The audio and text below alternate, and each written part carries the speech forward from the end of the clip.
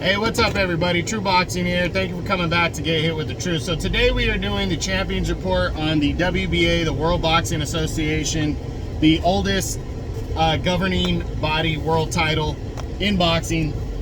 This is a bi-monthly report as we cover all champions and title belts from 122 all the way to heavyweight. There are still a couple of championships that are in the World Boxing Association, regular titles, I'm sorry, that are in there. So we'll discuss those too. Now, before we get into that, if you could smash the like button, leave a comment, subscribe to the channel, I really do appreciate any and all support that I can get as I try to build my channel up here.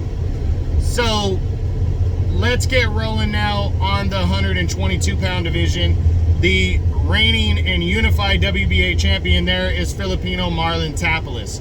Tapales has been champ since April when he upset previously undefeated MJ Marajan Akhmadaliyev by a split decision to capture the belts. The WBA in June cleared the path for Tapales to fight the winner of Inoue and Fulton. The monster Inoue dominated Stephen Fulton and captured the WBC and WBO titles. So for Tapales, it's undisputed next, almost for sure, against the monster Naoya Inoue. That fight will likely take place, it will likely take place in the fall, November, December area, and it will be for the undisputed title. So the biggest fight of his career, biggest opportunity of his career is on the way for Marlon Tapales. By the next Champions Report at the end of October, we should know what's going to happen between these two, or when that fight's going to take place. 126 featherweight, the reigning two-time champion is Leigh Wood of the United Kingdom. He regained the WBA title back in May when he won the vacant belt by defeating an overweight Mauricio Lara in their rematch by a decision as he became a two-time champ. He announced that I believe it's October 7th, he will be returning to defend that title against former two-time IBF champion Josh Warrington in a big-time UK battle right there. The winner has to make a mandatory defense, but there's also been interest expressed by Joe Cordina, the IBF 130-pound champion, to fight the winner. So we'll see. But that fight's taking place in October before our next Champions Report. I'm picking Leigh Wood to win this fight by a close decision, but I really wouldn't be surprised if Josh Warrington pulled it out. Stylistically, he can win this fight, so we'll see what happens. Again, October 7th on DAZN, Leigh Wood, Josh Warrington for the WBA featherweight title. 130 super featherweight, the champion there is Hector Luis Garcia. Now Garcia is supposed to be making a mandatory defense next against Lamont Roach Jr., the former world title challenger. But a purse bid was held way back in May and nothing has happened since then. We have not been updated on when that fight is going to take place. I'm hoping we at least get the fight finalized before the end of the year between these two. Now we know Garcia stepped up and moved to 135 to challenge Tank Davis back in January and got stopped and lost for the first time in his career. But we have not heard when that big time fight is going to take place with Lamont Roach Jr. in a mandatory effort. So we'll see. Again, hopefully we know by the next Champions Report at least when that fight's taking place. 135 lightweight, the reigning undisputed champion there is Devin Haney. Haney, we know, is almost for sure going to be moving to 140 in his next fight to challenge for the WBC junior welterweight title. What that means for the WBA lightweight title, we do not know, as the WBA also has Tank Davis as the regular champion. If Haney gets stripped as the lightweight champ, then Tank Davis would be upgraded to full champion. But again, we have no idea what's going on with Devin Haney, what the WBA is going to do about Devin Haney. I personally feel the WBA will wait until after the Haney and Prograis fight happens and then make a decision. So we might not know by the end of October, because that fight was supposed to happen in October. Haney still says it's happening in October, but we'll see. So we don't know for sure what's going to take place between, with the WBA, but I believe that Devin Haney will I believe the WBA will give him some time to make a decision after that fight on which division he's going to go in, and then we'll go from there. But if he decides to stay at 140, then he will, then what's his name will be upgraded to full champion, Javonte Tank Davis. And Tank, right now, from what it looks like he's going to be moving up, and he's going to be staying at 135 and defending his title next against Isaac Cruz in a rematch. That's all the speculation, but nothing has been confirmed. Again, hopefully by the next Champions Report, we have an answer. 140 junior welterweight, the champion there is Rolly Romero. He captured the vacant, title back in May, I believe, with a controversial TKO win. He was ordered to fight mandatory challenger O'Hara Davies next, but we don't know when that fight's going to take place because Rolly Romero requested an extension on having to make the defense because of an injury, a supposed injury. So right now the WBA is under medical review, reviewing the records to make a decision. If they vote against him and say the fight has to happen, Rolly might vacate that belt. And I just hope, and I think we will have a clearer picture by the end of October on when Rolly and Davies is going to happen, or if it's somebody else fighting for the 140-pound title. 147 welterweight. The reigning and undisputed champion at welterweight is Terence Bud Crawford. He captured the WBA, WBC, and IBF titles back at the end of July when he dominated Errol Spence Jr. with a 9th round TKO win to unify all 4 belts at 147. We know Errol Spence triggered the rematch clause just the other day. It looks like these two are going to square off again, and it's likely going to take place at 154. If that happens, I believe Crawford will give up his belts at 147, and then regular champion Imanta Stanionis will be upgraded to full champion.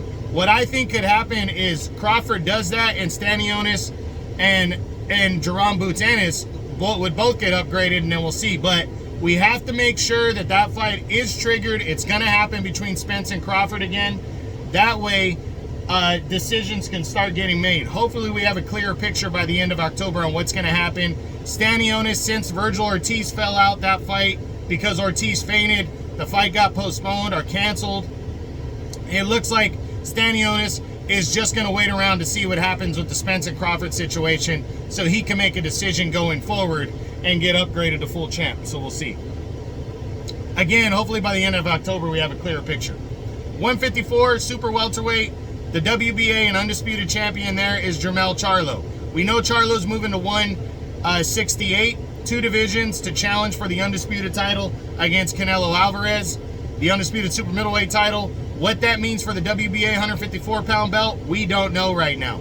We don't know if Charlo is going to hold on to those belts and come back down to 154, or if he's going to defend. I think we'll find out more after the fight with Canelo at the end of September and go from there.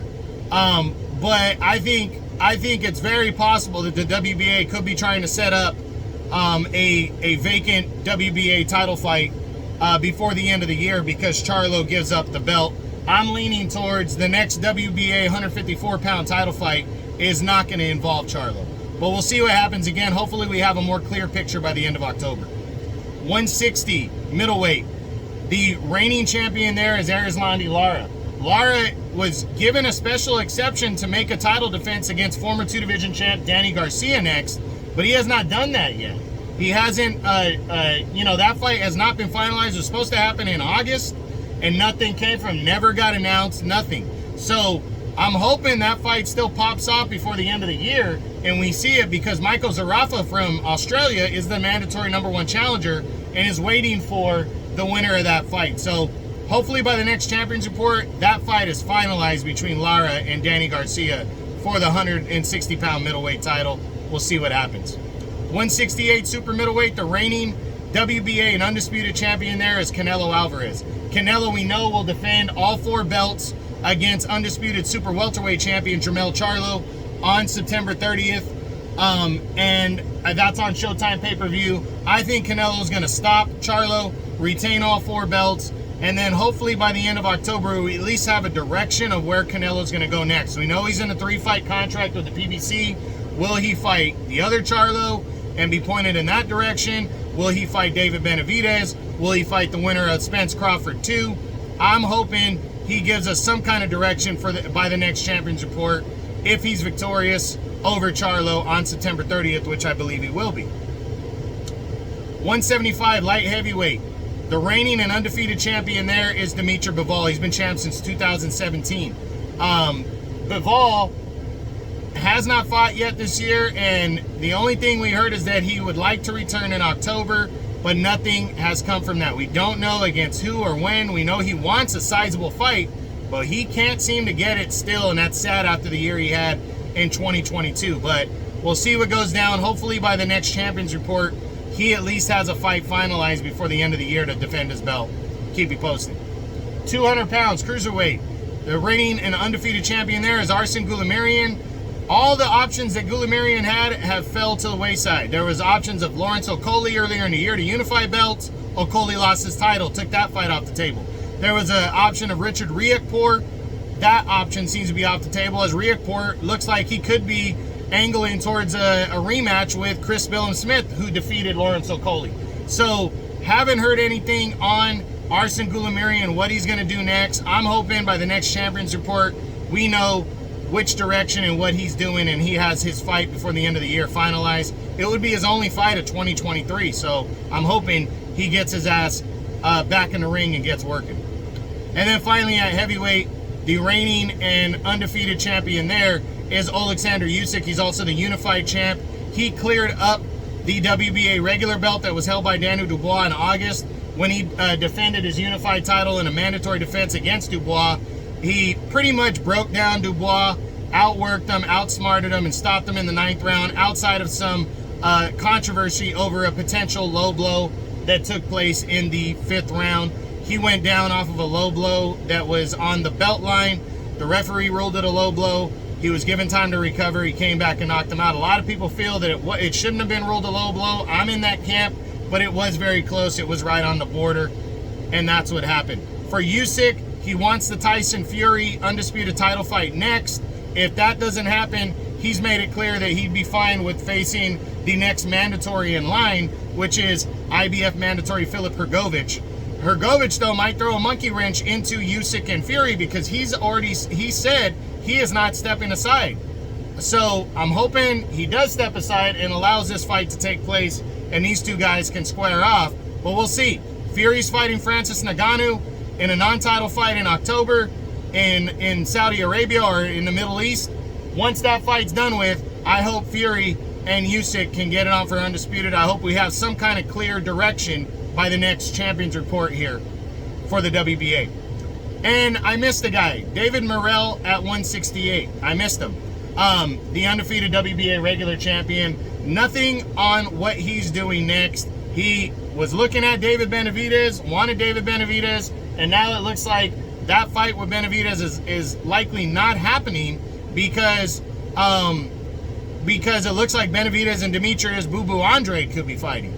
So we'll see. Hopefully by the next Champions Report, Benavidez and Andre happens or is on its way, and Morrell can make a decision on what he wants to do next. There are other options out there. Hopefully we find out. But that's it. That's what I got. That's my WBA World Boxing Association Champions Report for the month of August into September. I'll be back in 2 months at the end of October, heading into November, to fill you guys in on what is going on with all the champions in the WBA from 122 all the way to heavyweight. Hope you enjoyed this video. If you did, smash the like button, leave a comment, subscribe to the channel. I appreciate any and all support. This is True Boxing. You've been hit with the truth.